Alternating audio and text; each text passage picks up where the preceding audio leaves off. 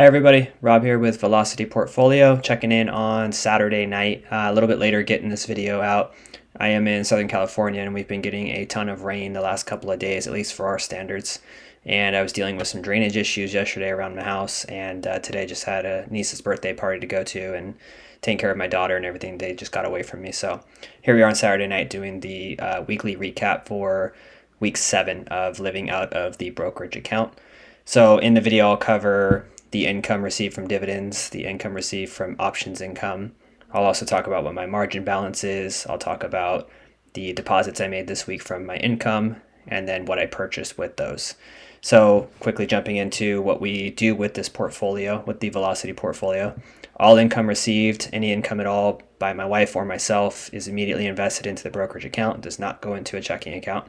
That money is immediately used to buy high yield funds, ETFs, and stocks, dividend growth stocks and funds, and straight growth stocks and funds. And then roughly 50% of the net account value is used to sell options contracts or puts to generate additional income. All income generated is used to pay my bills. The amount or the difference that the income is not able to cover of my bills is covered with margin. So if I have $10,000 in bills and I'm only bringing in $2,000 of income from the portfolio for this month, then $8,000 would be borrowed on margin to pay the remainder of my bills. Eventually, that number will snowball and the income will become more than my bills themselves. And that's when I will have the option, if I didn't want to work anymore, but probably will never happen. I always will in some capacity, but I'll have options to do what I want with my time, basically. I will no longer have to rely on W-2 income in order to pay my bills. It'll be covered by this portfolio. I've got ideas for what I want to do when I hit that point, but I'm like 5 to 6 years away from that at the moment, projection-wise. I'm trying to speed that up with some things that I want to do, but for now, that's the projection. So jumping into the results for this week, the open options positions that I had last week. So I had BITX. I mentioned I've been assigned on those a couple of weeks ago, and I'll get into BITX more here in a second, but I wanted to just highlight that real quick. I had a call that I opened last week on the shares that I was assigned. It expired worthless, so I kept all of that premium. So the return on that annually would be about 35%.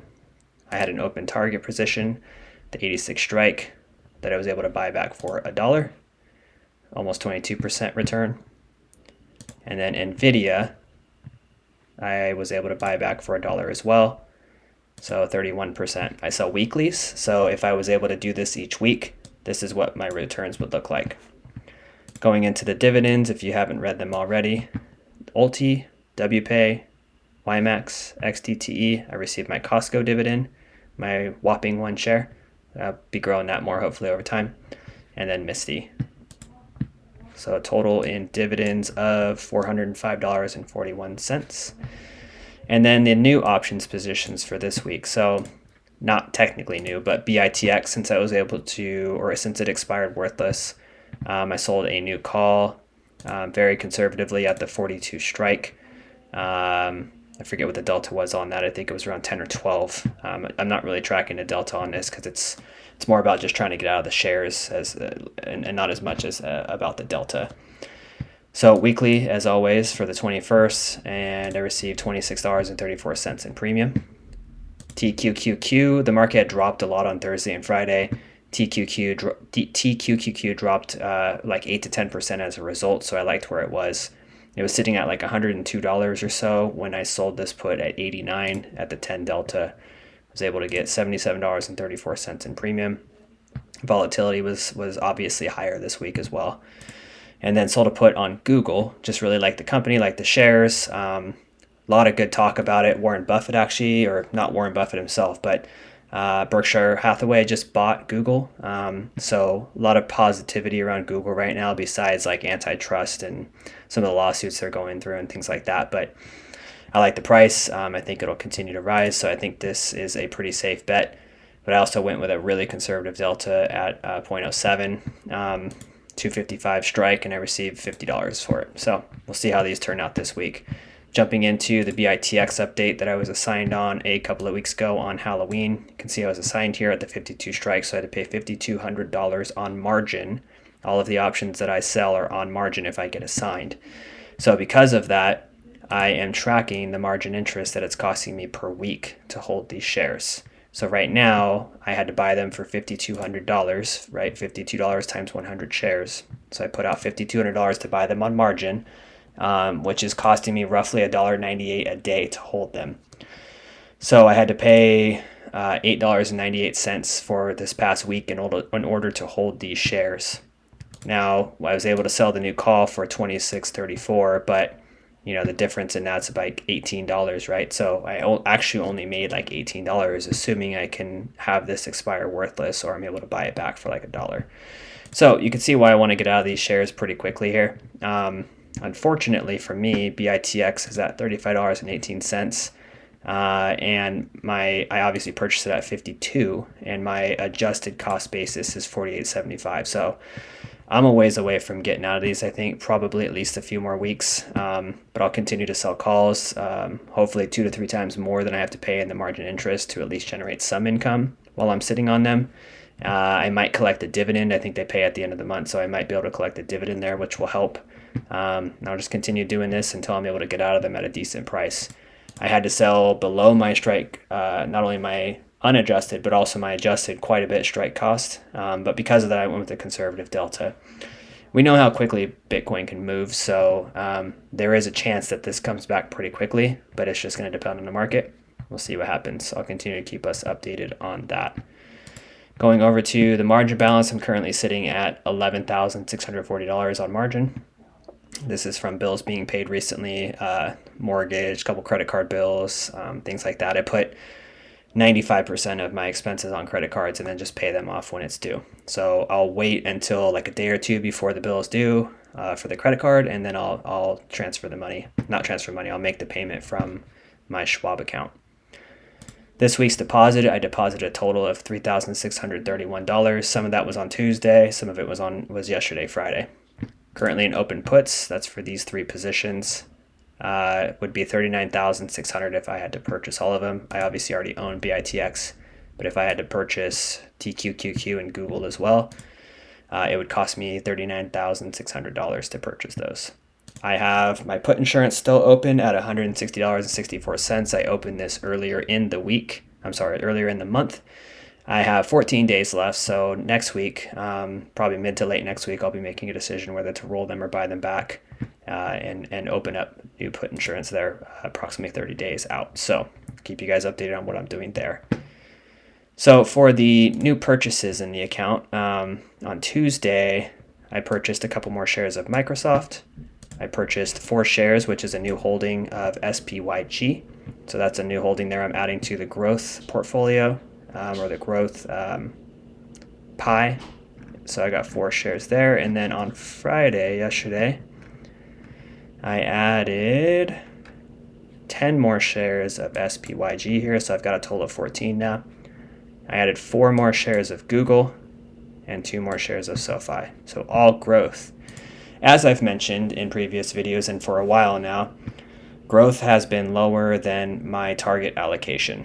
So 25% is my target. I'm at 16.42. It's climbing slowly but surely. It was at like 8 or 9 a couple of weeks ago, so it's getting up there. I'm getting close finally. I feel like I'm getting close to being able to purchase some other things besides growth.